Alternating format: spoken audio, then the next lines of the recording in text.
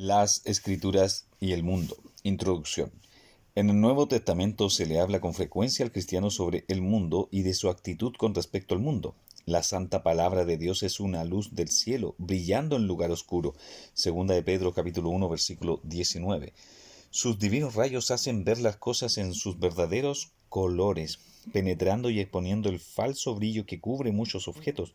Ese mundo sobre el cual se gasta tanto dinero y que es tan exaltado y admirado por las víctimas que tiene embaucadas es declarado enemigo de Dios, y por tanto se prohíbe a sus hijos que se conformen a él y que pongan sobre él su afecto.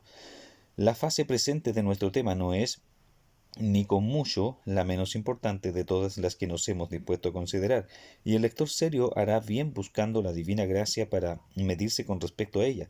Una de las exhortaciones que Dios dirige a sus hijos dice: desead como niños recién nacidos la leche espiritual no adulterada, para que por ella crezcáis para salvación. Primera de Pedro capítulo 2 versículo 2. Y corresponde a cada uno de sus hijos el examinarse con diligencia y sinceridad para descubrir si este es su caso o no. Ni tampoco nos hemos de contestar con un aumento de conocimiento intelectual de la Escritura. Lo que necesitamos es crecimiento práctico, conformidad experimental a la imagen de Cristo. Esto es lo más importante. Y un punto en el cual podemos someternos a la prueba es: ¿me hace menos mundano la lectura y el estudio de la palabra de Dios? Discernir el verdadero carácter del mundo. Nos beneficiamos de la palabra de Dios cuando se nos abren los ojos para discernir el verdadero carácter del mundo. Uno de nuestros poetas escribió: Dios está en el cielo, todo está bien en el mundo. Desde un punto de vista esto es verdad, pero desde otro está realmente equivocado, porque el mundo entero está bajo el maligno. Primera de Juan capítulo 5 versículo 19. Pero es sólo a medida que el corazón es iluminado de modo sobrenatural por el Espíritu Santo que podemos percibir que lo que es altamente estimado entre los hombres es realmente abominación a los ojos de Dios. Lucas capítulo 16 versículo 15. Hemos de estar agradecidos cuando el alma puede ver que el mundo es un fraude gigantesco, una burbuja vacía, algo vil, que un día va a desaparecer en una conflagración de fuego.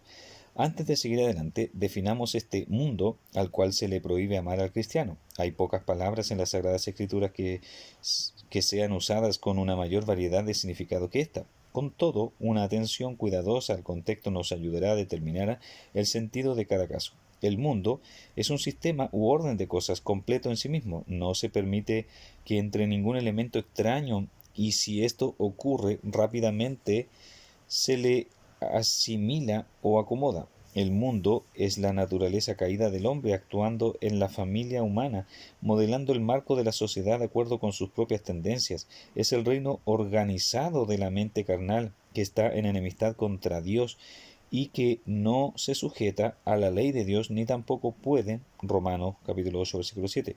Donde quiera que haya una mente carnal, allí está el mundo, de modo que la mundanalidad es el mundo sin Dios. Aprender que el mundo es un enemigo. Nos beneficiamos de la palabra cuando aprendemos que el mundo es un enemigo que hay que resistir y al que hay que vencer. Al cristiano se le manda que luche la buena batalla de la fe, 1 Timoteo capítulo 6 versículo 12, lo cual implica que existen enemigos a vencer. Del mismo modo que existe la Santísima Trinidad, el Padre, el Hijo y el Espíritu Santo, hay también una Trinidad del mal, el mundo, el dominio, el demonio y la carne. Al Hijo de Dios se le llama a un combate mortal con ellos. Mortal decimos porque o será destruido por ellos o conseguirá la victoria sobre ellos. Deja claro pues en tu mente, lector, que el mundo es un enemigo mortal, y si tú no le vences en tu corazón, no eres hijo de Dios, porque está escrito: todo lo que es nacido de Dios vence al mundo. Primera de Juan capítulo 5 versículo 4.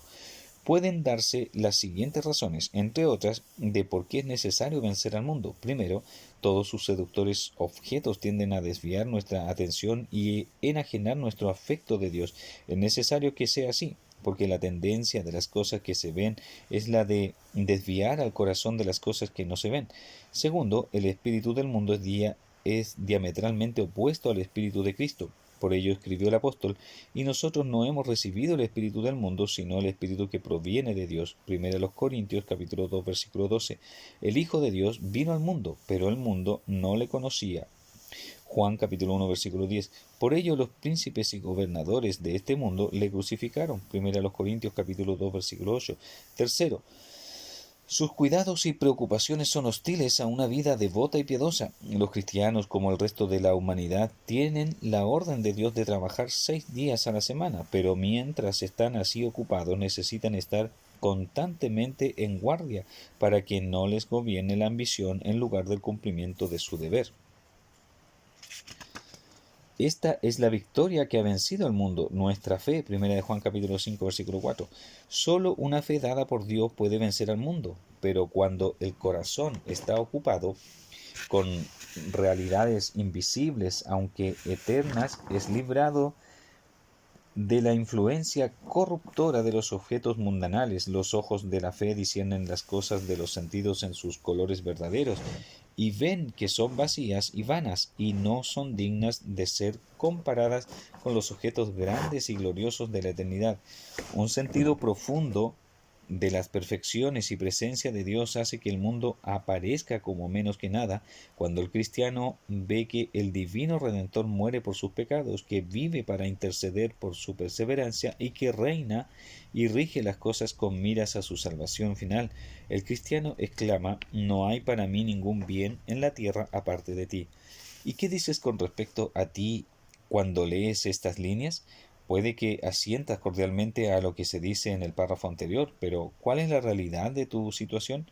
¿Tienen las cosas que el hombre regenerado estima encanto y atractivo para ti?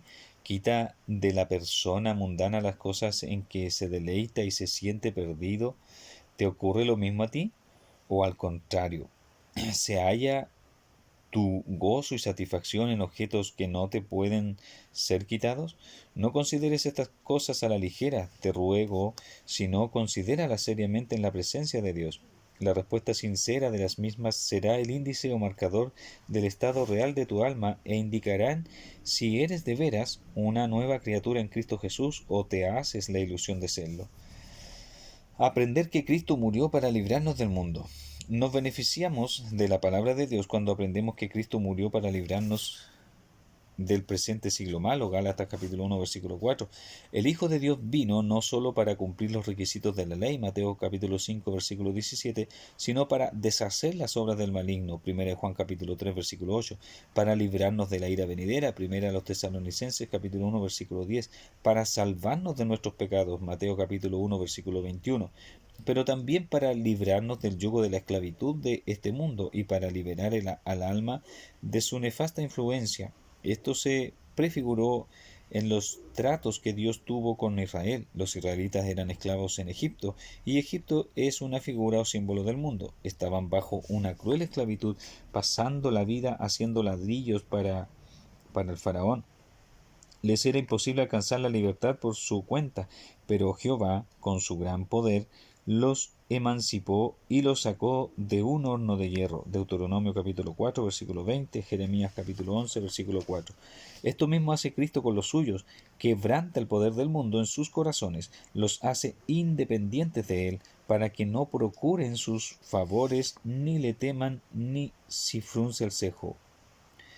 Cristo se dio a sí mismo como sacrificio por los pecados de su pueblo para que, a consecuencia de ello, pudieran ser librados del poder e influencia de todo lo que es malo en este presente siglo, de Satán, que es su príncipe, de los deseos y apetitos de la carne que predomina en el mundo, de la vana conducta de los hombres que pertenecen al mismo, y el Santo Espíritu que mora en los santos, coopera con Cristo en esta bendita obra. El Espíritu vuelve sus pensamientos y afectos de las cosas terrenales a las celestiales por la obra de su poder, los libra de la influencia desmoralizadora que los rodea y los conforma a los estándares celestiales, y a medida que el cristiano crece en la gracia, lo reconoce y obra en consecuencia. Busca todavía una liberación más plena de este presente siglo malo y pide a Dios que le libre de él completamente. Lo que antes le encantaba ahora le desagrada y produce asco. Anhela el momento en que será quitado de este teatro de acción en que el nombre de su bendito Señor es deshonrado tan tristemente. Ser destetado del mundo. Nos beneficiamos de la palabra cuando nuestros corazones son destetados del mundo. No améis al mundo ni las cosas que están en el mundo. 1 Juan capítulo 2 versículo 15. Lo que es para el viajero una piedra de tropiezo en el camino, o un peso para el que corre, o unas olas rotas para el pájaro, eso mismo es el amor al mundo para el cristiano en el curso de su vida. Le distrae completamente en el camino o le desvía totalmente del mismo. Nathaniel Hardy, 1660. La verdad es que hasta que el corazón es purgado de la corrupción, el oído está sordo a la instrucción divina. Hasta que somos librados de las cosas del siglo y de los sentidos, no podemos ser sometidos a la obediencia a Dios. La verdad celestial resbala de una mente carnal como el agua por la superficie de un cuerpo esférico. El mundo ha vuelto su espalda a Cristo, aunque su nombre es profesado en muchos sitios. Sin embargo, no quiere saber nada de él. Todos los deseos y designios de la persona mundana son gratificación del yo, por más que sus objetivos e intentos sean tan varios como se quiera, todo está subordinado a satisfacer al yo. Ahora bien, los cristianos se hallan en el mundo y no pueden salir de él, tienen que vivir en él el tiempo que el Señor les ha indicado. Mientras están en él, tienen que ganarse la vida, mantener a sus familias y atender a los negocios del mundo, pero se les prohíbe que amen al mundo en el sentido de que pueda hacerles felices. Su tesoro y porción se halla en otro sitio. El mundo tiene atractivo para cada uno de los instintos del hombre caído. Contiene miles de objetos que le encantan, atraen su atención, la atención crea deseo y el deseo amor, e insensiblemente, pero de modo seguro, hacen una impresión más y más profunda en su corazón. Tiene la misma fatal influencia en todas las clases, pero a pesar de ser atractivos los diversos objetos y todas las ocupaciones y placeres del mundo están diseñadas y adaptadas para fomentar la felicidad en esta vida solamente. Por tanto, ¿qué aprovechará al hombre si ganare todo el mundo y perdiere su alma? Mateo capítulo 16, versículo 26. El cristiano recibe su enseñanza del Espíritu y al presentarle a Cristo en el alma, sus pensamientos son desviados del mundo. De la misma manera que un niño deja caer un objeto sucio o peligroso cuando se le ofrece algo que tiene más interés para él, lo mismo el corazón que está en comunión con Dios dice: estimo todas las cosas como pérdida por la excelencia del conocimiento de Cristo Jesús mi Señor, por amor del cual lo he perdido todo y lo tengo por basura para ganar a Cristo. Filipenses capítulo 3 versículo 8. Caminar separado del mundo. Nos beneficiamos de la palabra cuando caminamos separados del mundo. ¿No sabéis que la amistad del mundo es enemistad contra Dios? Cualquiera pues que quiera ser amigo del mundo se constituye enemigo de Dios. Santiago capítulo 4 versículo 4. Este versículo y otros semejantes deberían escudriñar la mente de todos y hacernos temblar. ¿Cómo puedo buscar amistad y placer en aquello que ha sido condenado por el Hijo de Dios? Si lo hago, al instante esto me identifica con sus enemigos. Oh lector, no te equivoques en este punto. Está escrito: si alguno ama al mundo, el amor del Padre no está en él. 1 Juan capítulo 2 versículo 15. Se dijo en tiempo antiguo del pueblo de Dios que he aquí un pueblo que habitará confiado y no será cortado entre las naciones. Números capítulo 23 versículo 9. Sin duda la disparidad de la conducta y carácter y los deseos pesquisas que distinguen al hombre regenerado del no regenerado deben separarlos. Los que profesamos tener nuestra ciudadanía en otro mundo, ser guiados por otro espíritu, dirigidos por otra regla, estar viajando a otro país, no podemos ir del brazo con aquellos que desprecian estas cosas. Por tanto, que todo alrededor nuestro y en nosotros se exhiba nuestro carácter de peregrinos. Es posible que el mundo se extrañe de nosotros porque no nos adaptamos a las formas de este mundo. Romanos capítulo 12, versículo 2. Provocar el aborrecimiento. Nos beneficiamos de la palabra cuando provocamos el aborrecimiento. ¿Qué trabajo se da el mundo para salvar las apariencias y dar a los otros una buena impresión? Las cosas convencionales y sociales, las cortesías y el altruismo, todos son fórmulas para dar un aire de respetabilidad, y para dar más peso se añade El cristianismo y el santo nombre de Cristo está en los labios de miles que nunca han tomado su yugo sobre sí. De ellos dice Dios: este pueblo de labios me honra, mas su corazón está lejos de mí. Mateo capítulo 15, versículo 8. ¿Y cuál ha de ser la actitud de los verdaderos cristianos respecto a esto? La respuesta de la Escritura es clara: a esto se evita. Segunda Timoteo capítulo 3, versículo 5. Salid de en medio de ellos y apartaos, dice el Señor. Segunda los Corintios capítulo 6, versículo 17. ¿Y qué ocurre cuando obedecemos sus mandamientos? Entonces se demuestra la verdad de estas palabras de Cristo: si fuerais del mundo, el mundo amaría lo suyo. Pero porque no sois del mundo, antes yo os elegí del mundo, por eso el mundo os aborrece. Juan capítulo 15, versículo 19. ¿Qué significa mundo aquí de un modo específico? Dejemos que el versículo anterior nos dé la respuesta. Si el mundo os aborrece, sabed que a mí me ha aborrecido antes que a vosotros. Juan 15, 18. ¿Qué mundo aborreció a Cristo y le hostigó hasta la muerte? El mundo religioso, aquellos que se decían ser más celosos de la gloria de Dios.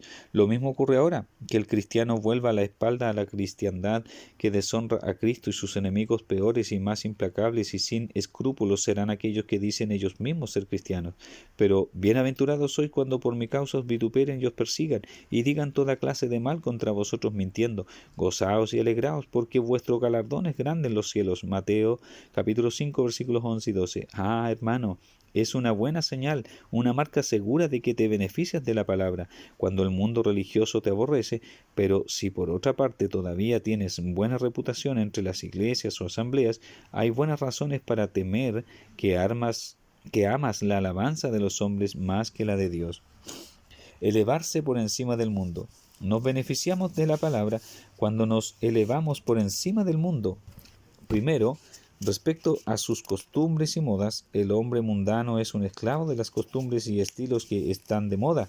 No es así respecto a los que andan con Dios. La preocupación principal es conformarse a la imagen del Hijo. Segundo, por encima de sus preocupaciones y tribulaciones, en otro tiempo se dijo que de los santos que aceptaban ultrajes y aflicciones y el despojo de sus bienes, sabiendo que tenían una mejor y perdurable posesión en los cielos. Hebreos capítulo 10, versículo 34. Tercero, por encima de sus tentaciones, ¿qué atractivo tiene el brillo del mundo para aquellos que se deleitan en el Señor? Ninguno en absoluto. Cuarto, por encima de las opiniones y aprobación, ¿has aprendido a ser independiente y plantar cara al mundo? Si todo tu corazón está dispuesto a complacer a Dios, dejarás de preocuparte de la impiedad que te mira con ceño. Conclusión. Ahora, lector, ¿quieres medirte con el contenido de este capítulo? Si es así, busca respuestas sinceras a las siguientes preguntas. Primero, ¿cuáles son los objetos en los que tu mente encuentra recreo? ¿Cuáles son los pensamientos que circulan más por ella? Segundo, ¿cuáles son los objetos que escoges? Cuando has de decidir la forma en que has de pasar una velada o un domingo por la tarde, ¿qué es lo que escoges? Tercero, ¿qué es lo que te causa mayor pena? ¿La pérdida de los bienes terrenos o la falta de comunión con Dios? ¿Qué te causa más pesar, el que se echen a perder tus planes o la frialdad de tu corazón a Cristo? Cuarto, ¿cuál es el tema favorito de tu conversación? ¿Pasas el tiempo en conversación sobre cosas insustanciales como noticias del día y otras semejantes, o hablando de aquel en quien todo es codiciable? Quinto, ¿se vuelven realidad tus buenas intenciones o bien no son nada más que sueños vanos? ¿Pasas más tiempo que antes de rodillas? ¿Es su palabra más dulce a tu paladar o tu alma ha perdido ya el sabor de ella?